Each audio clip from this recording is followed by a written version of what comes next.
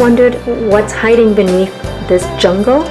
Well, plenty. Look at all the good natural resources that are available to keep you alive. Watch these videos as they teach you how to survive in the jungle.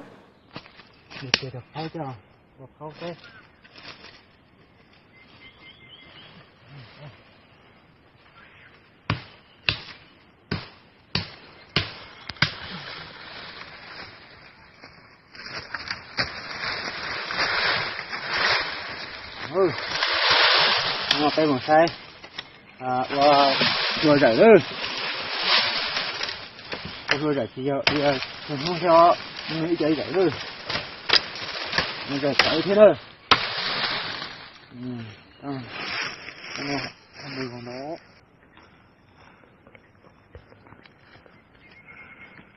ôi một chỗ nào hà nào đâu hà nào mà cho cháu vào ta hai dùng chúa mà chúa mình nữa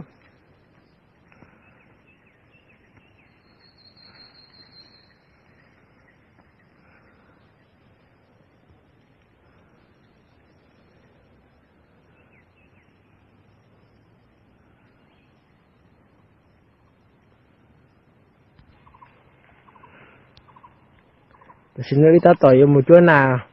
buồn đã lúc hàn đã nữa lúc hàn nó thì muốn nào cần cỡ nè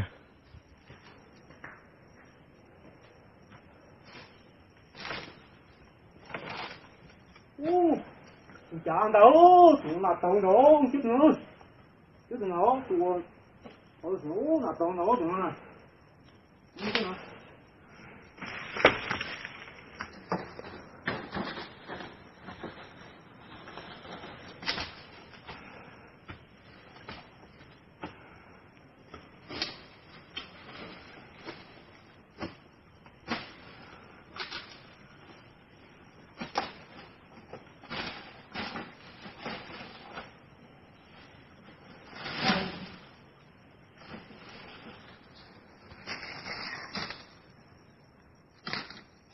我的白鸭在哪里？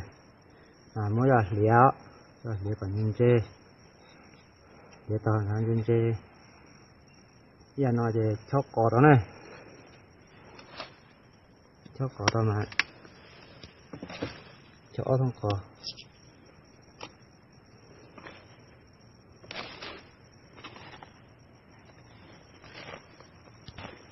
nếu còn tông rồi phải chờ cho phun bùa đi này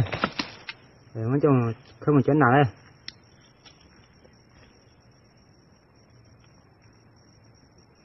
đi từ bà thì thấy thông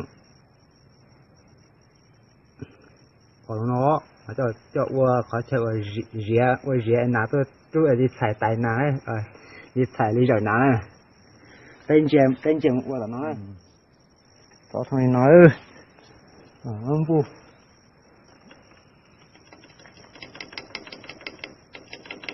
tôi chở đó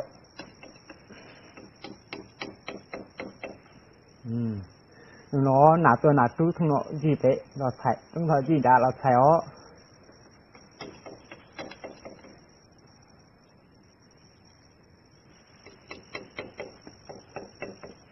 thế nó khó chịu rồi gì đôi vò này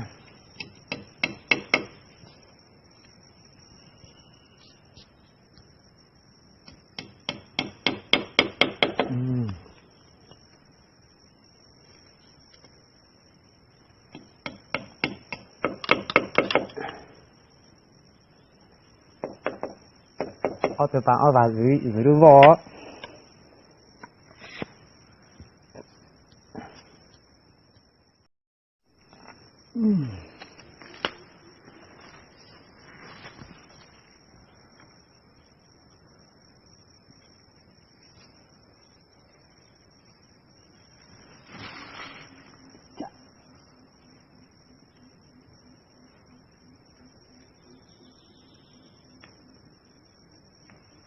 thôi tụi nó mất để nó mua cho khi để có tuột sắp được để nó so với nó xếp vào cha mà có tụi nó mua rong bẻ tiệt tụi nó khó đây mà chụp phơi anh cho khi nó khi chỉ khó nó mà mua cho vò này giờ phụ trợ này sẽ có tiền nè giờ phụ trợ chơi จะน้อยเจน้อยตัวขวาเอาละก่อนเอาละปอดซื้อแน่มาเมื่อว่าถอเนาะก็เชื่อฉันเนาะ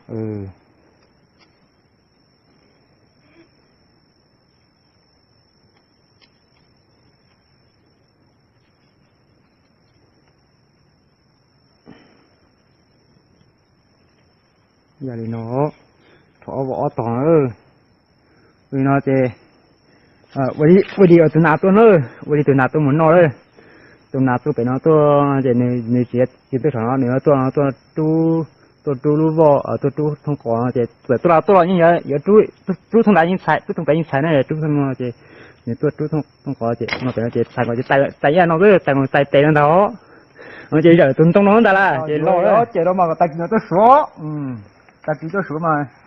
那就他去阿爸说去个是最先那个这一样个嘛的去嘛的还是当然叫他办了我叫热到干了喏热等人热到干了路网呢嘛你莫靠前提那好嘛叫天那嘛可能还在到要得你这哦也这有的叫他给他说呢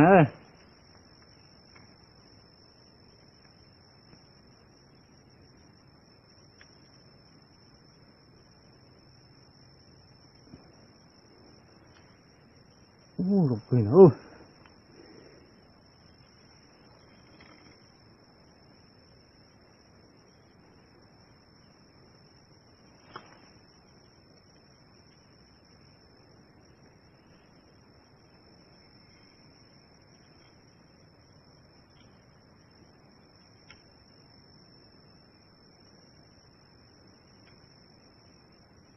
rồi tao ơi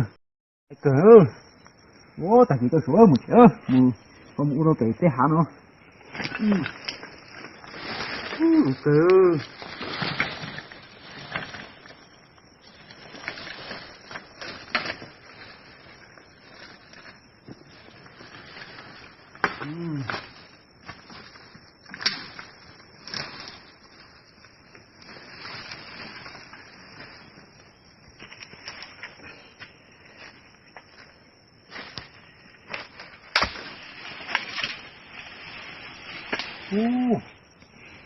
nó tàu cơ ru tàu ru ôi chú thằng đó ô bọc béo ôi bọc béo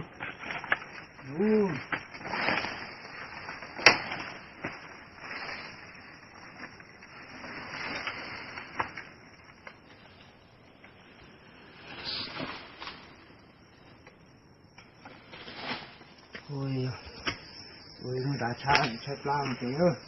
thì nó sụt chạy con này trong mũ đuôi ra để chơi đi